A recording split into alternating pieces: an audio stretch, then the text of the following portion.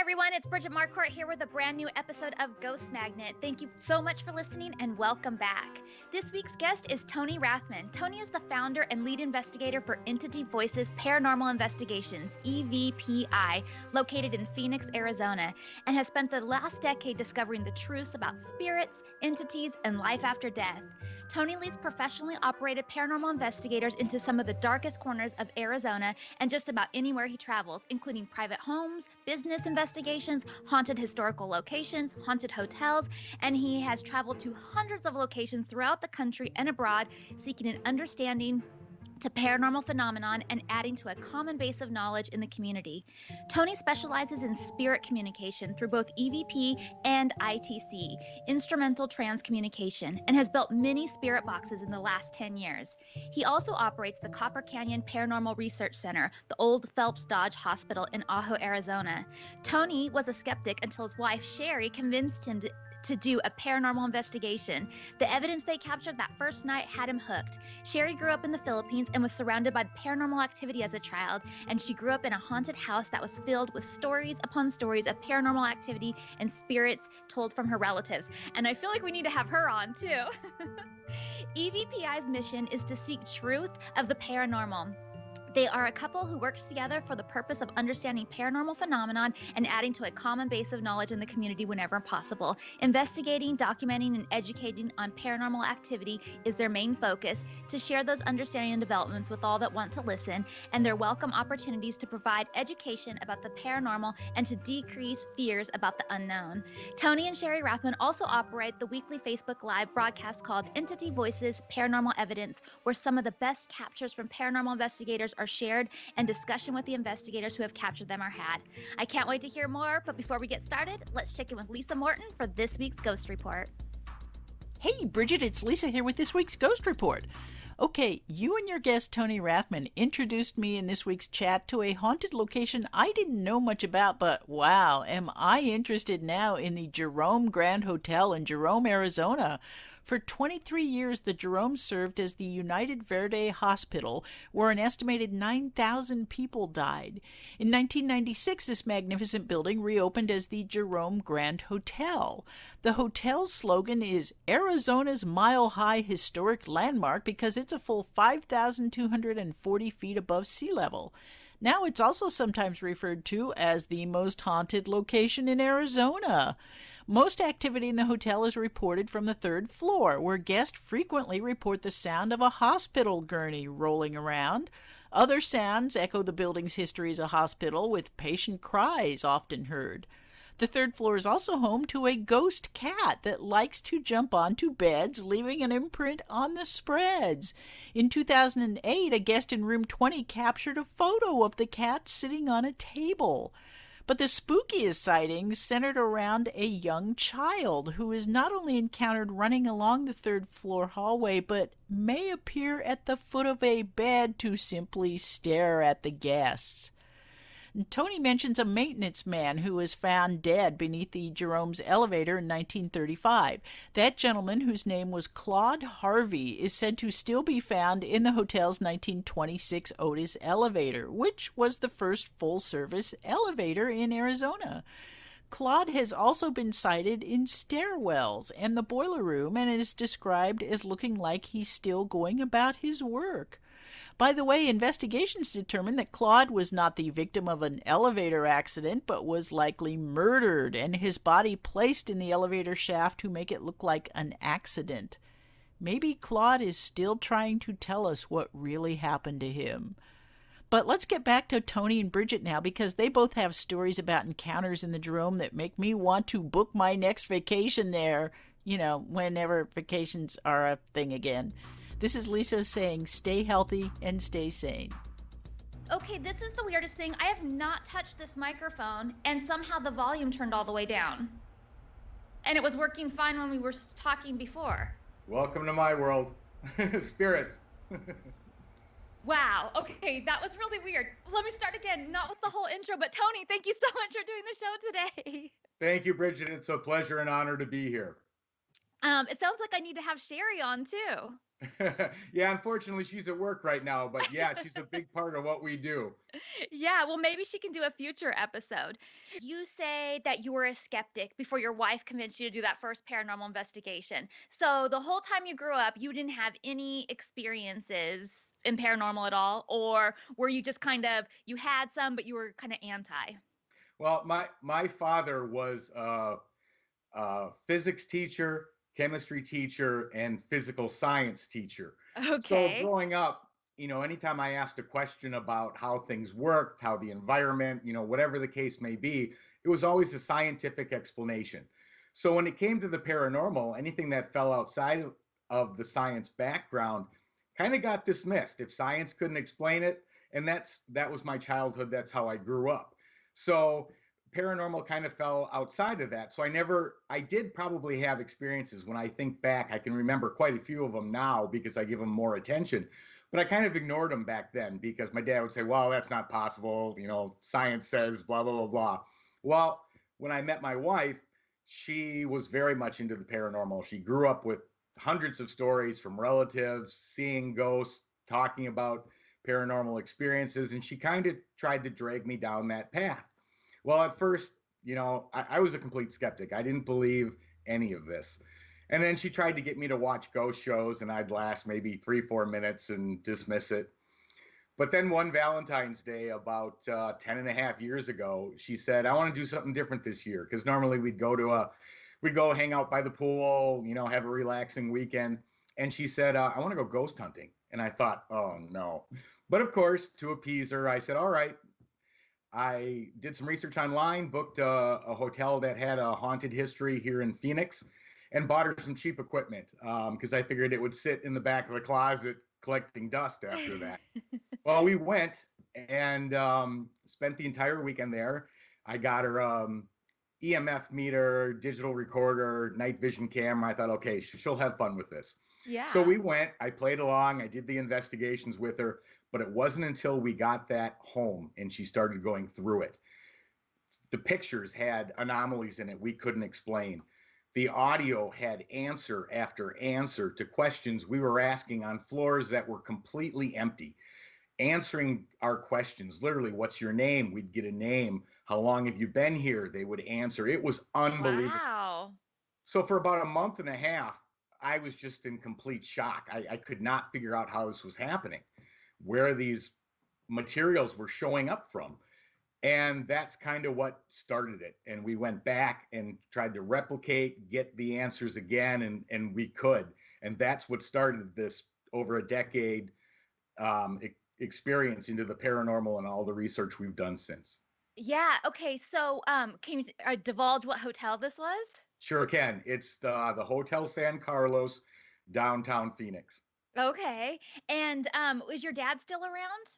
Yeah, he is still around. In fact, over the last 10 years, his interest has grown considerably in what we're doing, how we're capturing. In fact, I was just talking to him the That's other day and he was amazing. asking, okay, how does this work? How do you do that? How is this capturing this? And so it's fun to see that interest change from purely scientific to the paranormal side and wondering what's happening.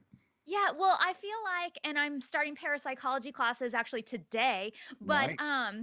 yeah, I feel like there is a science to it, and that is going to be what saves the whole field too, is putting more scientific measures on everything and being more choosy and having like the limitations and that kind of thing, and control groups and experiments and all that kind of stuff. To some people, that might kind of sound boring instead of just going out and investigating, but I feel like to make it a true genuine science we have to do that, and to get true answers we have to collaborate and do that more so that we have collective evidence to really show. Well, you're absolutely right. And there's times where science has to catch up to the phenomena that's occurring. Years ago, a lunar eclipse was considered just an absolute paranormal anomaly. But today, science has been able to catch up, explain it, why a lunar eclipse occurs, how that happens. Now it's not considered paranormal. Science has explained it. And there's a lot of things in the paranormal where science needs to catch up and the two need to come together to be able to explain these things.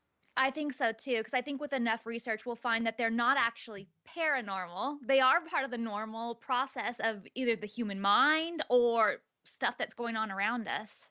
You're So, absolutely correct. And that bridging of the two coming together will definitely take the whole paranormal research aspect to a whole new level once that occurs. yeah, so I'm super excited about these classes too. Yeah, can you tell us a little bit about your wife's upbringing? Like, what kind of stuff did she have going on? You don't have, we'll have her on again, but like, just like a little bit of background on her. Sure. Well, she grew up in the Philippines, and anyone who knows the Philippine culture, it's very religious, and it's very they're very aware of the paranormal, and they're very conscious of the things that occur, and maybe best word is a little bit afraid of it too. Hmm. And so she grew up in a home that had activity. She remembers footsteps coming up the stairs at night when no one was around. She remembers relatives coming over and talking about, they refer to it as the white lady ghost that shows up. And her mother was explaining about her seeing it outside the house. And so she's got story after story about when she was younger about these experiences. And of course that sparked her interest in it. And when we met and got married, that's when she started to say, hey, I want to do this. She loved paranormal shows. She goes, I want to try this. And that's kind of how it got started. But we've even been back to the Philippines. We were back last year about this time, and we got to investigate That was my next question. the Diplomat Hotel in Baguio City, Philippines. This place was incredible, and the activity in it was far beyond anything we have seen to date yet. It was amazing. Wow. So, what type of activity did you experience? Well, the first, there's so many types of eerie places. You've got the physical look of it, where it just looks ominous and Mhm. haunted, and then you've got the emotional aspect where spirits play with your feelings and can make you think things and feel things. And then of course you've got the physical aspect where you can be pushed, punched, scratched. This place had them all.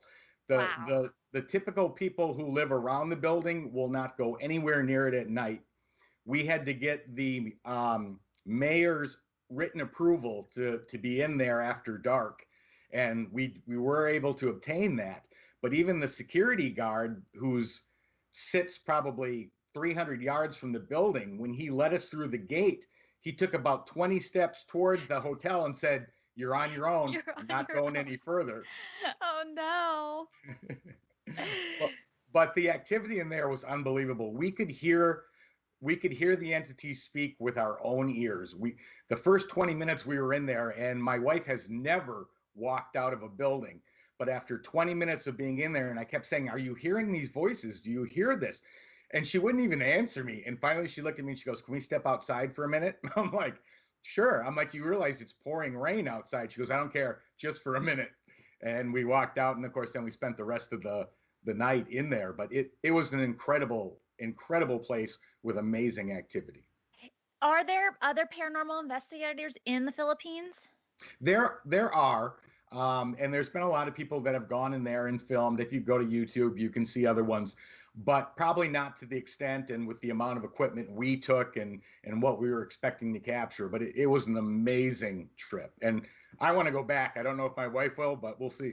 Yeah, well, it sounds incredible. What, you said you have a lot of equipment. Tell me about some of the equipment you guys use. We use all sorts of cameras, night vision, full spectrum, 4K cameras.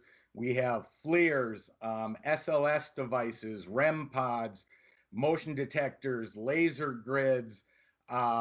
You name it, we own it. We've got spirit boxes. We've got all sorts of other communication devices, parabolic mics that will set up omnidirectional to catch sounds from every area of the building. All sorts of digital recorders. You name it, we probably have it. Wow, that sounds amazing. I love all the toys and gadgets. I'm gonna have to come do some investigating with you guys. Absolutely, you need to come down and check out the Copper Canyon Paranormal Research Center, the old Phelps I Dodge Hospital. know. That sounds amazing. So talk to me about the spirit boxes and capturing EVPs.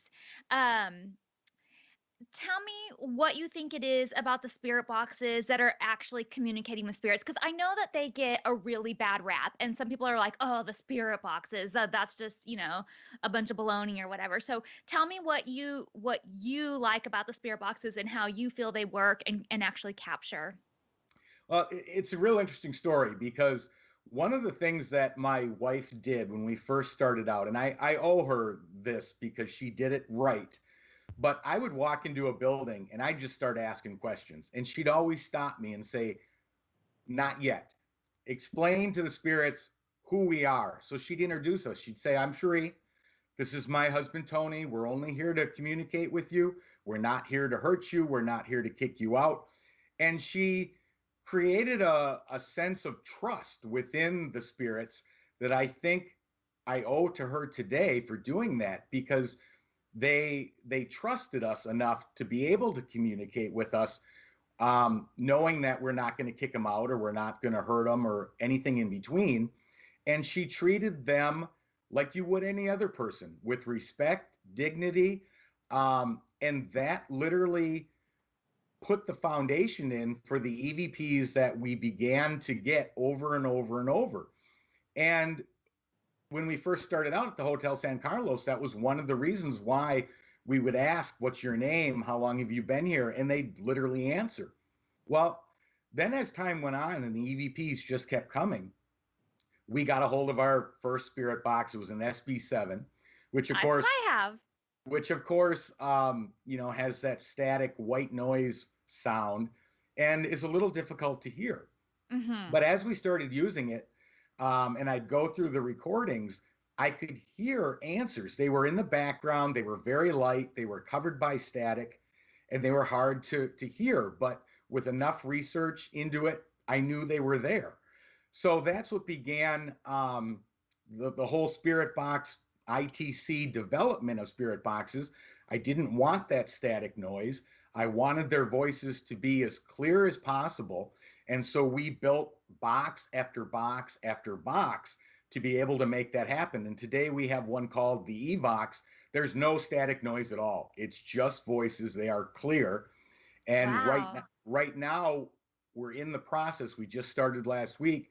We're building version 2.0 of the E-Box, which has some brand new circuitry by a gentleman named Rob Hernandez that we're going to implement into this box. And it should be quite incredible. But you're right about the skepticism that people are like, oh, you're picking up radio frequencies. You're picking up stray stations. You're picking up somebody's walkie-talkie, baby monitor, ham radio. Or reading into what you're hearing too, because a lot of people hear different things. Like I could hear my name and somebody else will be like, no, that they said Richard or something. Well, So you're absolutely correct. There is that understanding of what's truly being said compared to what you may hear or what somebody else hears, which again was the whole reason for being able to clear up the box, clear up the voices so that, there's no discernment about what's being said. There's agreement. Everyone's like, okay, yeah, this is what. So that was one of the areas we really wanted to focus on. But there's a couple things that don't happen with radio stations and public transmission. There's usually no swearing. They usually are not saying my first and last name over public radio stations because they don't know who I am.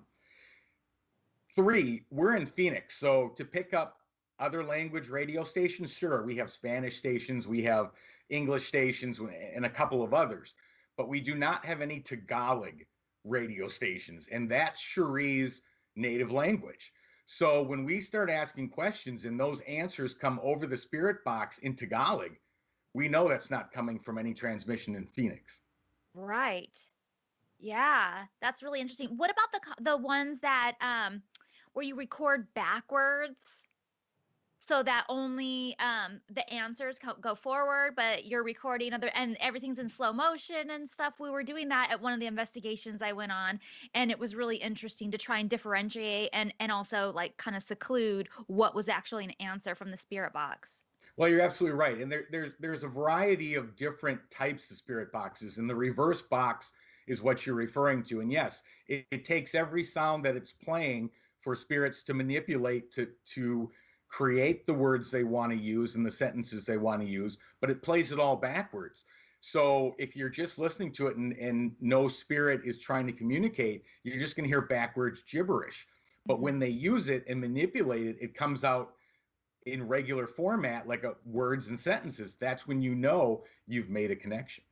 Yeah, and what we were doing in that investigation too is we were recording ourselves in slow-mo, but letting the box record in regular too. So we kind of sound drunk when we're asking questions. We're like, "How many spirits are here?" But then they would go like 7, and you would hear it loud and clear, and it would be a definite difference between us speaking in the room versus what was coming through on the box. Correct. Right. And then, you have boxes that only use phonetic syllables, not actual words. And there's apps like that too, like the EchoVox uses just phonetic sounds, not words. And when you get a word or a sentence, that tells you that manipulation has been done to the files to produce that. So how do you feel about like the Ovilus and things like that? With each bit of new technology that comes out, and let's face it, as technology advances, there's going to be tons of new equipment. I am not against any new piece of equipment because there's so many answers to be gotten from the paranormal and so much ground to cover. So any new device is worth taking a look at. The Ovilus I've seen it produce results that fit, whether that's chance, whether that's actual paranormal activity manipulating it to say that. It's hard to say yet. It's a relatively, within the last 5 years, 6 years, new device. But the more research that's done on it, the better the research and the evidence coming from it will be able to be determined. But they're fun, no doubt about it, and they make for great investigations. Yeah. I mean, and I feel like too, I was speaking to someone about this, that they only the person who makes those only has a certain amount of vocabulary that's in those that it can use. So if it's pulling other words that aren't even in the vocabulary that he set it to, then that's extra weird too. And I feel like that has come up before. Oh, it has. They've produced words that weren't in the database of, I think it's got something like 2,500 or 3,000 words somewhere in that area.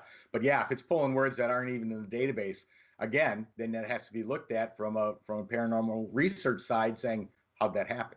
Well, how do you feel about this is very controversial in my household. How do you feel about apps, phone apps? It completely depends on which app it is. The only app that I use on a regular basis is EchoVox because I've had success with it. Now, I'm not going to say apps don't work, but they work better for some people than for others. For me, I prefer other frequencies for spirits to communicate, whether that be radio waves, EMF, all sorts of other material. They can work, but there's a little I'm trying to think of the right word. I'm a little bit skeptic because if I'm not the one who built it and I'm not the one who put the words into the database to know what it can and cannot do, then it raises some suspicion. But each piece of paranormal app or equipment works different for different people. Because let's face it, the real instrument when communicating with paranormal activity is you. Mm-hmm. And depending on where you're at in that process, that'll also determine how the equipment you're using works. I really like the app because you can kind of ghost hunt on the fly. Like I might walk into some place I didn't even know that I was going to go to that day. Like pre-COVID, let's just say I was out having lunch with a friend or whatever. And then the waiter says, "Oh yeah, the building next door is super haunted." And we're like, "Oh, let's go check it out." And when we walk in there, I might not have my equipment on me. And so I can just pull out that app and like investigate. But my fiance says there is nothing in the iPhone that can detect ghosts. But I think that that's not true. And I've talked to people who said that's not true because there are a lot of things in the iPhone that can be adapted through the app to detect ghosts. So, well, and there's not a piece of equipment out there today that is literally made to detect ghosts, because the whole question of whether ghosts actually exist is still a question. So if you think about EMF meters, were they designed to detect paranormal activity? No, they weren't. They were Right. made for electrical circuits, electricity and EMF being radiated into the environment. So there's really not a device except for maybe some of the new ones like the Ovilus and instruments like that that were supposedly created for paranormal. But until you test them and give them the true research that they need to determine whether they work or not, you're not going to know. And the same thing with spirit boxes. You've got that set of the community that says they don't work. You're picking up stray. Well, my first question to them is, well, how many do you own? How long have you used it? And how many tests have you done? And usually they say, why would I do that? They don't work. Well, you just answered your own question then because you don't know. Yeah. Well, I also think that there is benefit to using things that aren't necessarily built just to detect ghosts, like things that are used in actual scientific experiments for other things too, because their validity has already been proven. So I know we're taking it and using it for another application, but I feel like they are more trusted and have been vetted properly.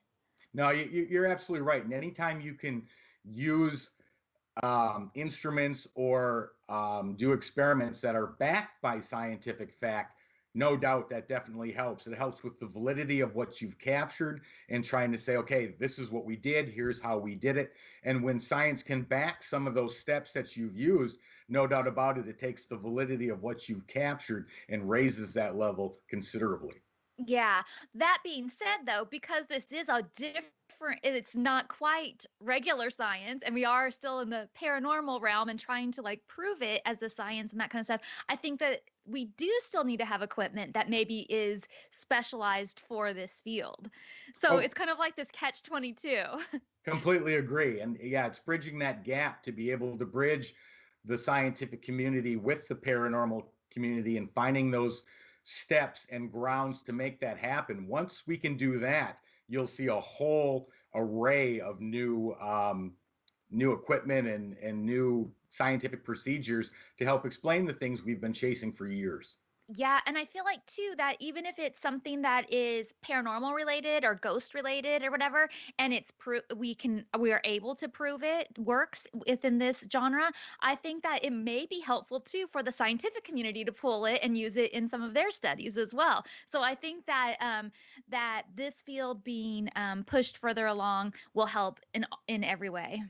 Completely agree. And some of that is starting to happen. I mean, if you take basic scientific principles and say that energy can't be created or destroyed, it can only change form, and you apply that to areas such as the spirit, if that being energy, well, it can't be created or destroyed, which means the spirit then has to live on and it can change form, but not die or be created. So some of that is beginning to happen today, and there are scientific studies where they're saying, okay, we believe the spirit does live on. So that process has started. We just need to advance it. The fact that people are starting to say that the spirit does live on, like, it makes my heart warm. I'm like, yes, it does. And I watched your YouTube video using the Evox with the SB7. And it's this is more of a comment. We already kind of talked about it, but like the SB7 is really hard to hear, especially with the little speaker they give you. I know they suggest that you connect it to a bigger speaker or whatever, but if you're just trying to, like I said, do an overnight investigation, don't want to bring like a million things with you, you just want like a small thing, it's hard to have like a giant speaker just so you can try and hear the EVPs and stuff. So I like what you're doing with that. Can you explain the difference between EVPs and ITC? Sure. An EVP is electronic voice phenomenon. It is captured with just a straight digital recorder. So in other words, you walk into a place that you think is haunted, you want to ask the spirits a question, you start the recorder, you record your question, and then you wait. Basically give 30 seconds, 45 seconds of silence. And then what an EVP is they will manipulate the recorder to be able to take their energy and make the recorder pick up that energy and put their voice or whatever they're trying to communicate down onto the recorder. It's not something you can usually hear in real time. You go back, you play the recording, you hear the question you asked, and this answer shows up, which you didn't hear with your own ear. That's an EVP. when you go to ITC, which is instrumental transcommunication, you're using electronic devices that will either manipulate radio waves or electromagnetic frequency to be able to pull those signals in and then have the box literally spit out in real time what answer they're feeding the electronic box, and then you'll actually be able to hear it with your own ears. So it's closer to a real-time communication rather than asking the question, having to go back to the recorder to hear what the answer was. Yeah. And I love the recorders too. Mine's an older one and it doesn't do this, but I like the recorders that automatically like skip if there's no answer, but that they'll play it immediately, repeat back if it gets something. Yeah, Do you know what I'm talking about?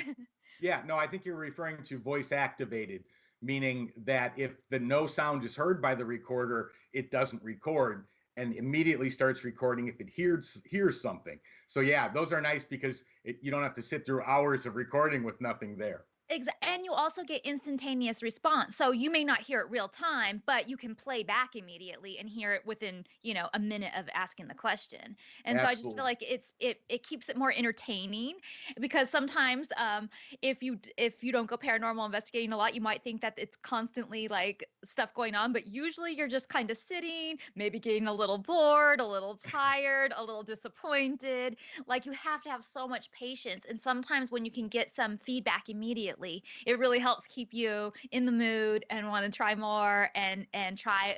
Otherwise, you just kind of sit there and think, well, maybe nothing's happening. Maybe I should go to bed. I don't know. That kind of thing. That's so true, though. And, I think a lot of that perspective of what paranormal investigating is really like comes from people watching, an hour paranormal show where it's just activity after activity. Well, what they don't realize is that those investigators were probably there 3-4 days cut down into 42 minutes worth of a show.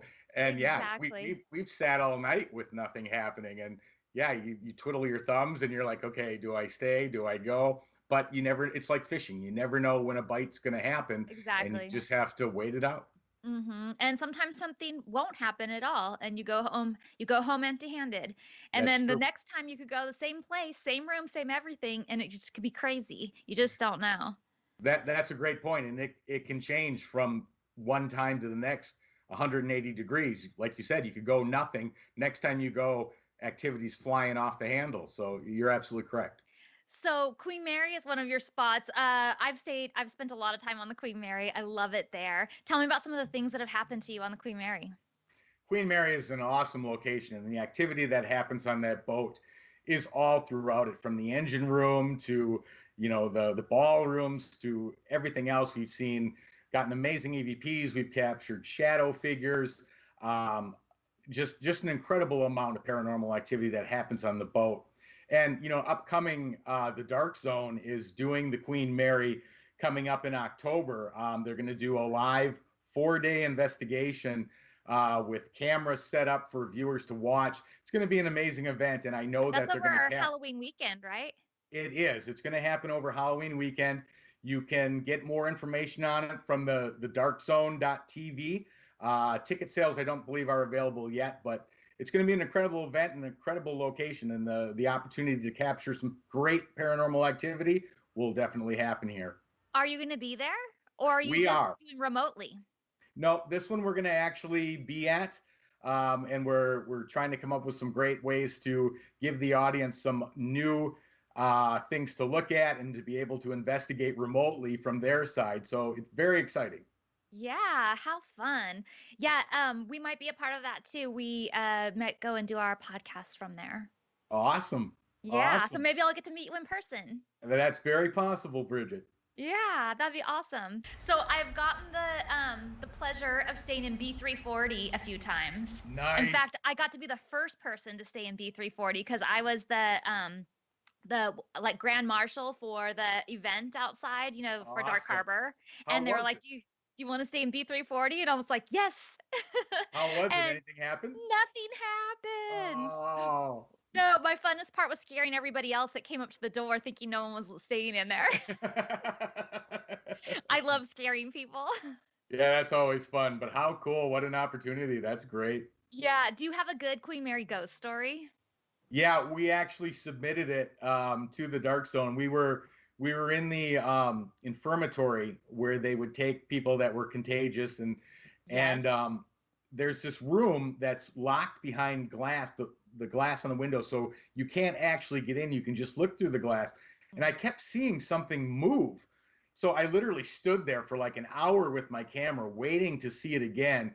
And we did capture it. And the shadow figure comes out from behind this piece of machinery, looks, sees I'm standing there, and ducks back so quick. It's like a blink of an eye. And so we slowed it down so you could see it duck back. But that was probably the best capture I've had from the Queen Mary. That is cool. See, I've always had a creepy feeling over there in that infirmary area, and they lock that part up at night, so you can't Right. go investigate at night. And I probably, I maybe could talk somebody into going back there with me and unlocking it, but I just haven't done that yet. But I've always wanted to. And usually when I decide I want to go do that, it's midnight, and the people that my whoever I Are would talk to, gone. the PR people or whatever, are gone, and there's nobody that's willing to do me any favors like that. But When we I when we were totally there, want to. yeah, when we were there last, it was locked too. But we found somebody on the ship that said, "You want to go in there?" I said, "We'd love to." They snuck us in. We had to take the elevator like to different floors, come upstairs, go through. We went the roundabout way, but they got us in, and it was well worth it. That is so cool. Wow. That's amazing. Well, maybe it'll be open for the Dark Zone event. So let's hope so. That'd be great. Yeah. So tell me about some of the haunted locations in Arizona. You say the darkest corners. And I haven't had a real opportunity to investigate too much in Arizona. I've been a couple of places. I've been to Sedona, where there's supposedly some vortexes and that kind of thing. And then one other place, but well, maybe I should tell you right now. I've been to Sure. the Jerome Oh, Grand awesome. Hotel. Yeah, That but I place. thought we would talk about that one in a minute. I wanted you to tell me about some of the other spots. Okay. I think we've covered just about every place that in Arizona that has a haunted history or any kind of haunted um, paranormal mystique to it. I don't think there's Well, anything in Arizona we haven't hit yet.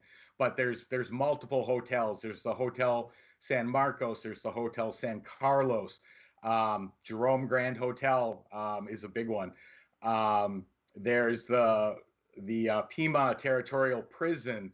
There's the Old Pioneer History Museum where they took old West buildings and they picked them up from whatever location they were in and placed them into the Pioneer Park. So we went and investigated that for a couple of days, and the activity was amazing. So even though the buildings were moved, the spirits moved with them, and that activity continues to go on today.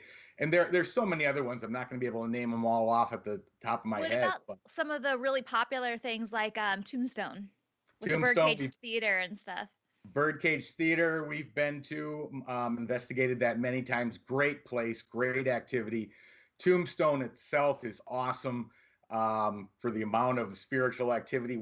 It was like 2:30 in the morning. We took a picture on the main avenue of Tombstone, and it was in a park. Well, the picture came back. There's a little boy, probably 6 or 7, that showed up in the photo of this park. Like I said, it was 2:30 in the morning. There were no little boys playing in the park at that time. But then you've got places like Bisbee, which have the Oliver House. We've been to all of them. Amazing place again for paranormal activity. There's so many of them. Like I said, off the top of my head, I'm probably going to forget some, but yeah, Arizona we pretty much covered with a fine tooth comb. Let's talk about the Jerome, because you guys have the Paranormal Research Center at an old Phelps Dodge hospital, but the Jerome was also a Phelps Dodge mining hospital at one time. It was, and of course, Jerome had a huge mine in it as well. There's a lot of small towns in Arizona with that exact history. The Jerome hotel, I guess, which used to be the hospital, Yeah. was used for a very similar purpose. It was used for the mining community because accidents happen left and right, including deaths, broken bones, being crushed by cave-ins. So yeah, that's how it started out, and then they turned it into the Jerome Grand Hotel today. But the activity in the Jerome Grand Hotel is considerable. And I think we asked one time through a spirit box when we were investigating there, how many spirits were in there? And the answer comes back clear as can be. And they say 36. Whoa, that kind of gave me a chill. But there's obviously it was a hospital, so there's countless deaths that probably happened there just because it was a hospital. It's sort of what happens there. But there are two other deaths too that are more. I'm not even sure if they're like more recent or just like not with the hospital, associated with the hospital. But there was a suicide in one of the closets. It was one of the caretakers, I believe. And Correct. then there was and they're not really sure, I think if I remember correctly, but there was a body found at the bottom of the elevator shaft or Correct. next to the elevator shaft in the kind of like a boiler room area. And but they kind of suspect that maybe it was murder and it was staged there rather than it being killed, Correct. person being killed there. Yeah, that gentleman actually was crushed by the elevator and it literally took his head off between the elevator sinking to the bottom floor. So it's kind of a gruesome, but you're right. The suspicion that murder may have been involved or that it was behavior that was not normal. But you're correct, that death happened. And then there's also ones associated with the hospital. We Hmm. investigated, I can't remember what room it was, but there was a gentleman that killed himself by throwing himself off the balcony. He was confined to a wheelchair, but he climbed out of his wheelchair, climbed over the gate, and then fell to his death. Well, we actually got him to speak over the spirit box when we were in that room. His timing matched up, his name matched up, so it was incredible. Wow. So just for those listening, the Jerome Grand Hotel was built in 1926 and it closed in 1950 and it was left abandoned for 44 years. So I feel like that's pretty creepy. And then when you check into a room, it's we also had a balcony, but the balcony you just feel like you're thousands of feet in the air because it overlooks this amazing valley. Like it's so beautiful when the sun is setting and we were just sitting out there having a glass of wine on our balcony and it was incredible. So it's very, very beautiful, but it's very it just you just feel like you're on top of the world kind of like it has that feeling to it. Well, And you you could just literally see are forever. because the elevation, it literally goes up a mountainside, and then the Jerome Grand Hotel sits on top of one of the higher points, and it overlooks the entire city, and you can see for probably 80 miles, 100 miles looking. And when you're out on the balcony on top of it, it gives you even a more majestic view because you're literally looking like you're on top of the world. Yeah. So we didn't have too much we spent one night and we didn't have too much crazy activity, but we did have a few things happen. I one of the things I love is that they are very pro ghost, or at least when we stayed there they were. Yeah, I don't know if And it's that way today, but yes, they oh, I sure hope used to so. be. I hope so because I did not know we were going there. We go to Colorado every summer and on our way back we decided to do a different route and I was like, "Oh, do you want to can we stop at the Jerome on the way?" So I didn't have any of my equipment with me or anything like that, but we stopped and we spent the night. Well, the front desk guy goes, "Do you want an EMF meter?" And I was like, "Yes."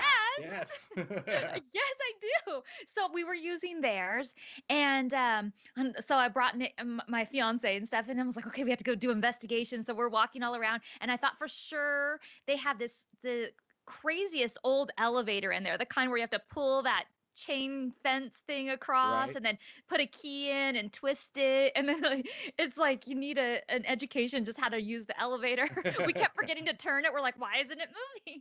And then or oh, you have to pull the gate closed first and like all kinds of stuff. But we kept thinking that elevator is going to be haunted, and we weren't getting anything out of that elevator. Then we started to take the stairs, and that EMF meter that they gave me went nuts on the stairs. I mean, Right. it was just like flipping out in the stairwells, like to the point where I have video of it. Where at that point, I had never seen a K2 meter like go so crazy. I've seen it happen since, but not at that point. I'd never seen it just like Right. flipping to red and just kind of like flipping out, all the lights kind of just like lighting up and just Sure. going Sure. crazy. It's an older building, so you always got to be aware of, where the electrical circuits are, and through the stairwell. There are some in there, but Yeah. we experienced the exact same thing, and there is activity in those stairwells. But to your point about them being pro ghosts and pro investigation, that makes a huge difference, because as when you're going to investigate somebody, you want them to appreciate that that's what you're there for, and be able to, the fact that they handed you an EMF meter, how great is that to Yeah. raise your enthusiasm to want to be able to go investigate. So yeah, that's fantastic. Yeah, and I know that there was like a kind of a group of people, kind of like maybe like a little bit of a party, sort of, maybe like 5 or 6 people that all rented like a presidential suite at the end of our hall, and they were up ghost hunting too. I could hear them outside our door when we were out doing stuff. So yeah, they were very pro about it. And then the other thing that happened, two other things, we had, maybe this was our air, and maybe this is not paranormal at all, but it just seemed a little weird. It was such a beautiful night. We left our French doors open to our patio, and we went and walked around, and we came back, and there were bugs. I mean, a bazillion bugs. More so than just leaving your door open for a little bit. You know what I mean? Like, they were just everywhere, and we don't even know what they were. They didn't move when you tried to touch them. They weren't flying. They weren't like, where did they come from? And they were Wow. all over the room. And we were just like going through, picking them out, trying to throw them outside and stuff. That was a little bit weird. We were like, okay, note to self, do not leave the doors open. Because we just have to assume that they came in while we were gone, but it was weird. These were not fast moving bugs. They're not. I could sort of assume if it was like a whole bunch of flies that flew in or something, because they're fast and they're attracted Right. to light and stuff. But these were different. Like, we even got scared for a second that maybe they were bed bugs or something. And we're like researching, what does a bed bug look like? And for the sake of the Jerome Hotel, they did not look like bed bugs, so don't worry. But yeah, we were worried like that. So anyway, the last thing that happened, we went to sleep, and in the middle of the night, and I have no idea what time it was, I woke up, and I kind of felt weird and a little bit nervous. And that's kind of weird, just to wake up and feel that way. And I was like, oh God, is something happening right now? Because I was too tired, like I'm in the middle of Sure. sleeping. And I just thought, no, I'm done investigating. Like, what's happening right now? And I see something in the corner of my eye, and I turn and look, and that EMF meter that they had given me is sitting on my nightstand, and it's like lighting up and going nuts. And Wow. I was like, oh boy, well, I'm just gonna go to sleep right now. That's when you say, okay, I'm tired. I'm done investigating. Let me sleep. Yeah, you should have popped in earlier, because now I'm tired.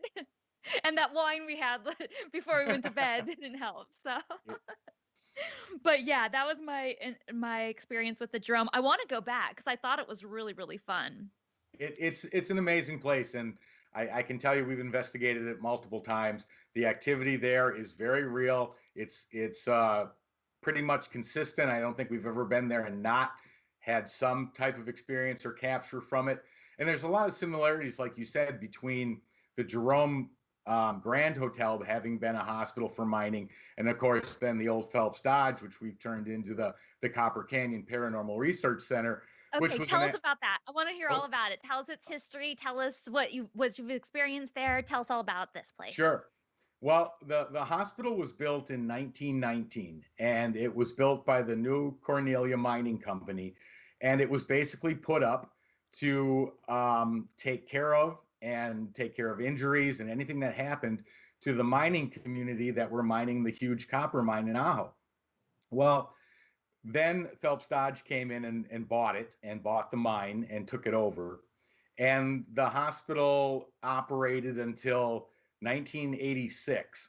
Wow. Copper prices fell. They had union wage concerns, strikes, and between the copper falling prices and the union problems, they shut down in 1986. So the hospital was closed down and evacuated, or everything was taken out of it.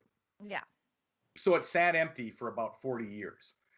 And we actually got to go investigate there for a couple hours one night, and just came back with amazing EVPs, shadow figures, footsteps.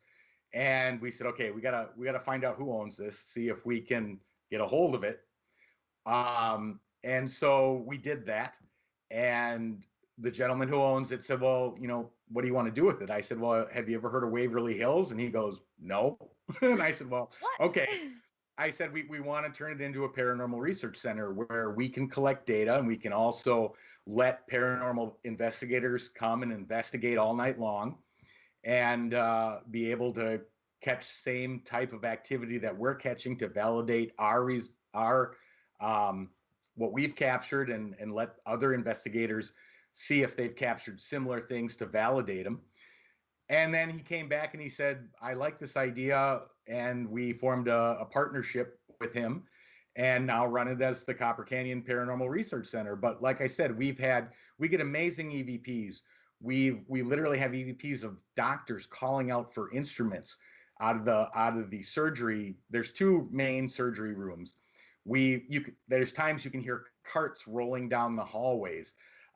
You can hear nurses when we set up recorders in the nurses station. You can hear them like clicking clipboards and setting them down, picking them up. You can hear talking. You can hear patients screaming or yelling for medication or nurses.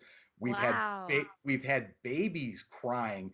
I mean, about 2 years ago, we captured this amazing EVP of this baby crying out of one of the hallways. And of course, it's an abandoned hospital. There's nobody in there, and there's certainly no babies.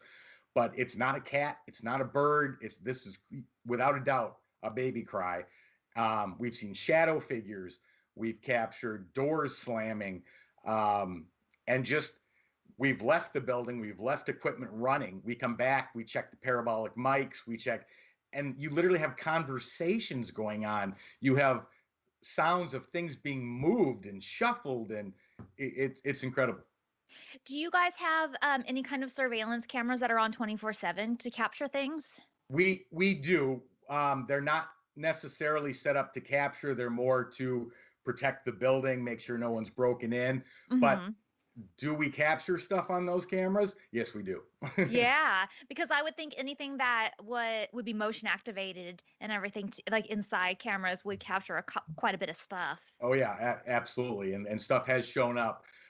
Normally when we do sessions that we know are being used for evidence, we'll set up our own cameras, our own DVR systems, and then let it run for 24, 48 hours, and then go back, retrieve it all, and go through it. But it's great for us because we love the paranormal, and it gives us our own paranormal lab to work in. So it's been, plus it gives the opportunity for investigators all over the U.S. and the world to come and check it out.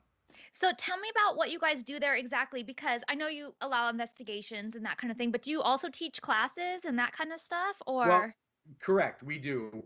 For people that obviously are interested in the paranormal, when I think back 10 and a half years ago when my wife dragged me into it, I'm always thinking, well, I wish there would have been something like this that I could have done to learn a little bit before being, I guess, thrown into it by my wife, but appreciate that she did that today. But yes, yeah. we will do public tours. They're $25. We provide all the equipment. We provide digital recorders, EMF meters, digital temperature gauges. We set up laser grids. We also give them cameras to record both audio and video. And then we teach them how to use the equipment. We teach them how to do EVPs. We teach them if the EMF meter is going off, what to do, what to do next.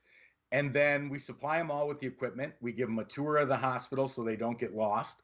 And then we basically set them free to go capture their own paranormal evidence, whether that be shadow figures, whether that be EVPs, whether that be strange noises, conversations, whatever it may be. But they really seem to enjoy it because they don't have to have their own equipment. They don't have to have experience. We teach them, we show them how to use the equipment. Of course, then we review what they bring back and say, yep, you have something, here it is. And then of course we share it on our social media platforms so everyone else can see what they were able to capture. Do you help them stay skeptical as well and debunk certain things like, oh, those aren't orbs, that's dust, and like things like that as well?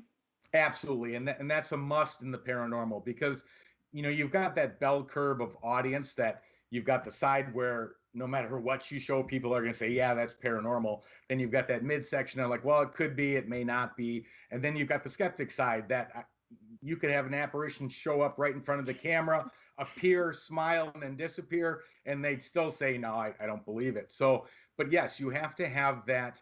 You have to have that mindset that not everything is paranormal, and you have to weed out every logical explanation until there is no more explanation to be able to say, yes, this is paranormal. Since you've done so much investigating in Arizona, what are your thoughts on the vortexes? There is all sorts of energy, and Sedona is a magnet for it. Plus, what amplifies it is that you've got that community aspect where a lot of those people are very connected to energies, vortexes, paranormal. I mean, you've got crystal shops, you can get your palm read, you can get, Sonoma is known for that. And that also feeds the energy in the vortexes. There's 3 or 4 of them in Sedona. Of course, then you've got the whole paranormal UFO side, which happens in Sedona. And when you combine what we consider to be ghost paranormal with UFO paranormal, and if you look at certain places like the Conjuring House and other true known places, there is a mixture of what we consider to be ghost paranormal and UFO paranormal, and those connections very well might tie together. But Sedona is a mixture of all of those and an excellent place to investigate all sides of the paranormal. Yeah, I wanted to experience the vortex when we went. So we went on a hike that took us to one of them. And I'm not sure that it's not clear whether I felt it or not. Like I started to like stop and like sit there for a little bit and be like, the hair's not raising on my arms, like they say, but do I sort of feel like maybe slightly, I don't know, dizzy for lack of a better word, like sort of not really in myself kind of thing or all together here. And then I thought, or am I just imagining that? Cause I think I'm in a vortex right now. Like you start to second guess sometimes and stuff, but I was just curious if you've experienced those. I have, and in the there's like I said, 3 main vortexes within Sedona. But you know, if it's the first time you've been there, you're so awestruck by the amazing beauty of the place that you know it takes time to calm down from that to be able to focus on the energies and the other stuff that's happening there. But yes, we have experienced it. We've had captured different paranormal phenomena there and amazing EMF readings when you're out in the middle of the desert. And there's no electrical around you at all. And to have the spikes that we've seen come from these vortexes, it is there and it does happen. You talked about, I saw it in your bio that you said something about let me just look at what it was exactly. Sure. About life after death and your bringing truths and things like that to it. What's your thoughts on that? Well, my thought is that, you know, after having done this for the last decade and with the amount, we have terabytes of captures and EVPs and, you know, apparition phenomena captured on video, in mirrors, in photographs, that for us, and again, we never push what we believe onto anybody else. We just show what we've captured and we let everyone decide for themselves. Yeah. But for us personally, we know it exists, and we know that there is more to life after this life. And it's so funny because even when we go and we ask, when we first started out, my wife had always asked, how did you die? Or when did you die?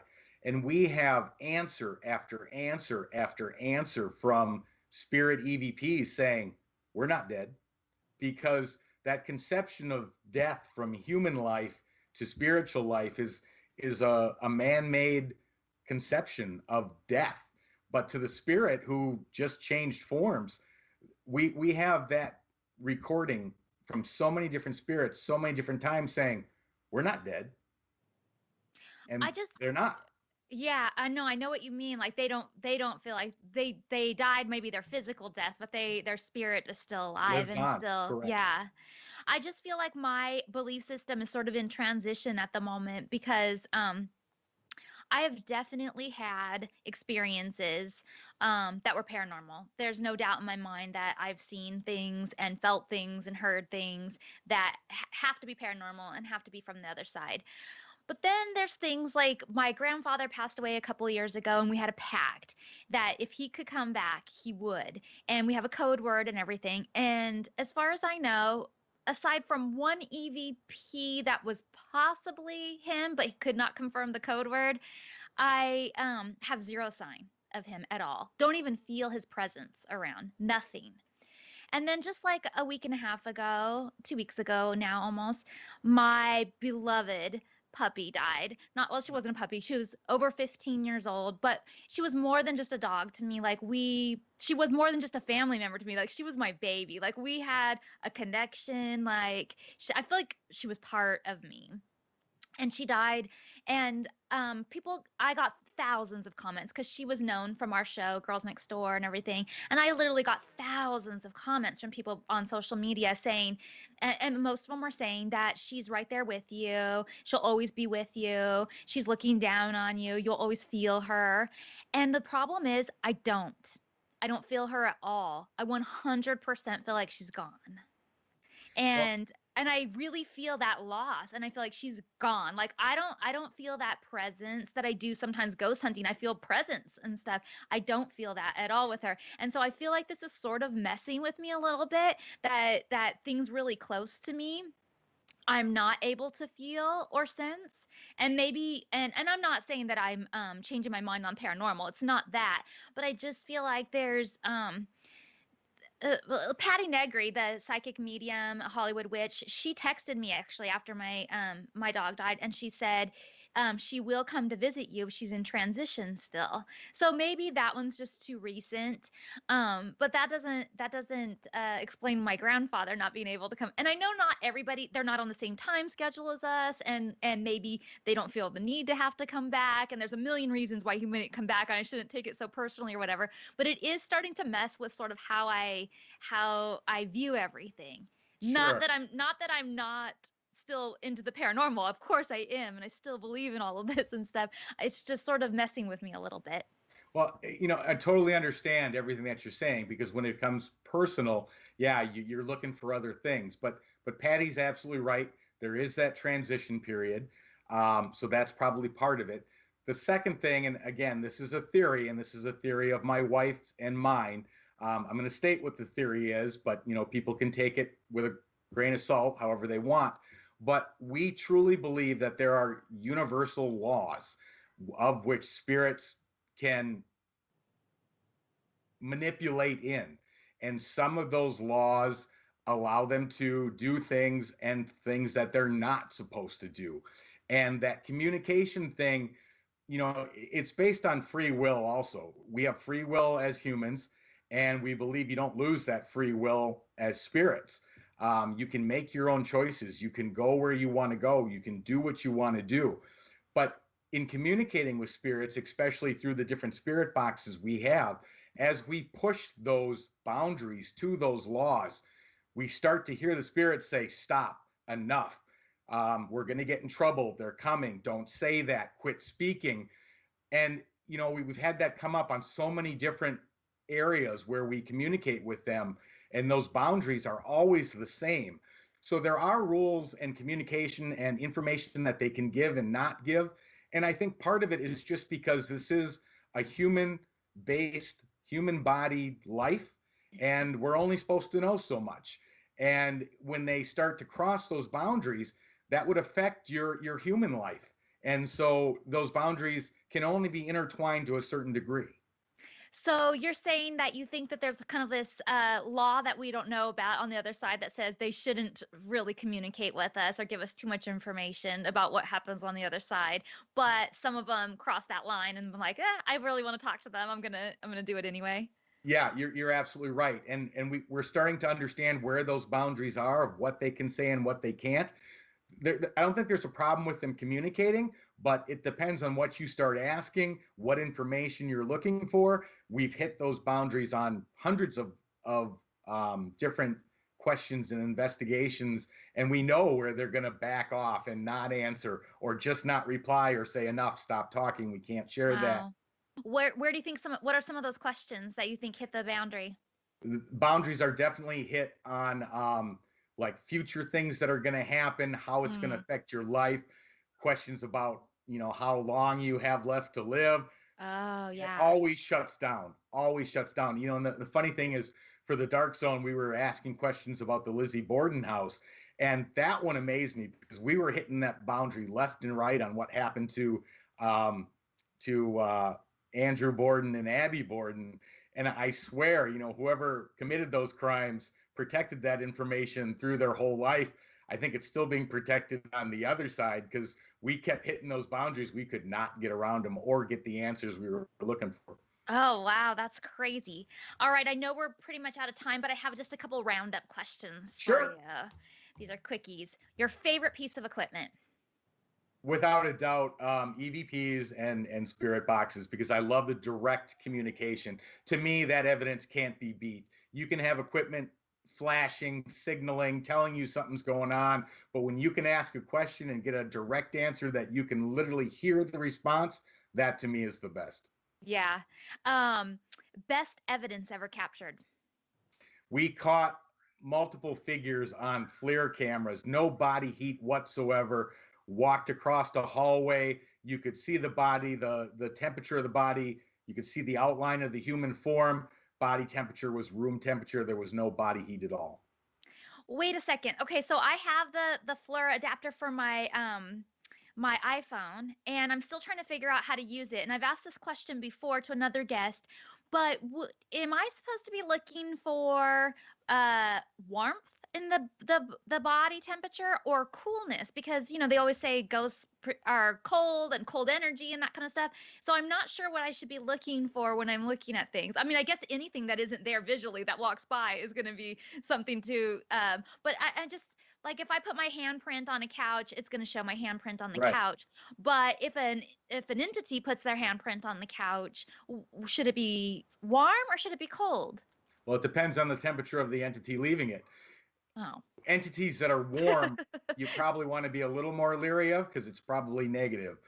But the ones we've captured have no body temperature. So if you hold the FLIR up to a human body, you're going to see white, you're going to see red, you're going to see orange, showing the body temperature of 98.6 degrees. That's showing in color. And that's the difference between a normal camera and a FLIR camera is the FLIR is not truly showing imagery, it's showing temperature. Right. So any human looking figure that you see that has no body heat, that's not a human body. But if I'm seeing a ghost, it would register as what color? Probably room temperature.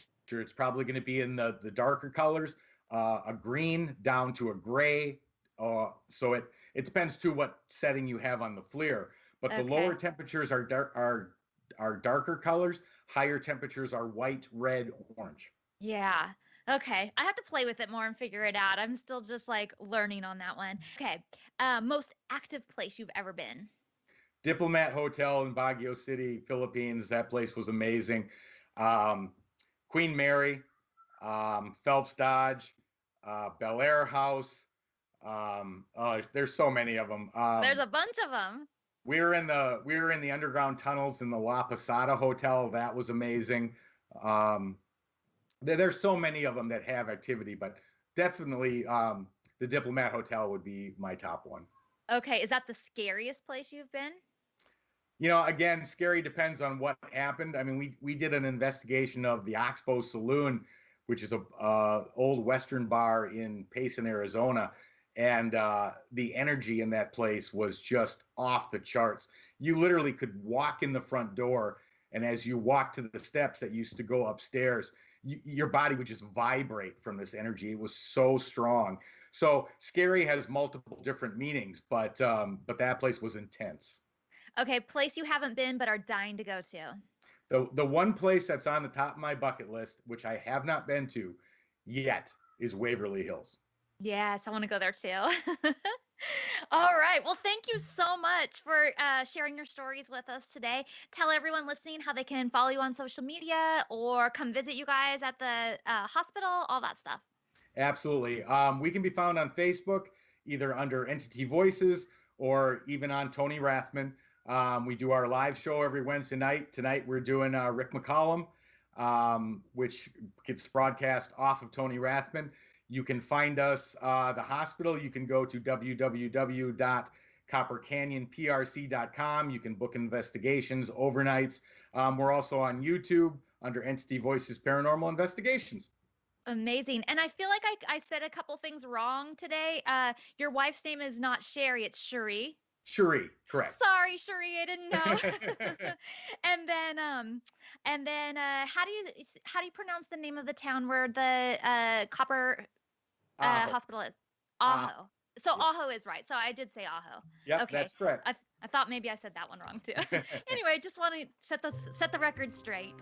I hope you guys enjoyed this episode of Ghost Magnet. Thank you to Lisa Morton for her weekly ghost report, and thank you to all of those listening. Join us here each week for a new ghost story. Show us some love, and don't forget to subscribe to our podcast so you're always the first to know when a new episode is out. And make sure to check out our Ghost Magnet Facebook page. We post photos, videos, and sound bites for you to experience, and you can also catch updates and sneak peeks on my social media. At Bridget Marquardt on Instagram, at Bridget on Twitter, at Bridget Marquardt on Facebook, and make sure it's the one with the blue check mark because there's lots of fake, or shall I say, ghost accounts out there. Also, check out my YouTube channel for some fun Ghost Magnet videos. Thanks for listening to Ghost Magnet.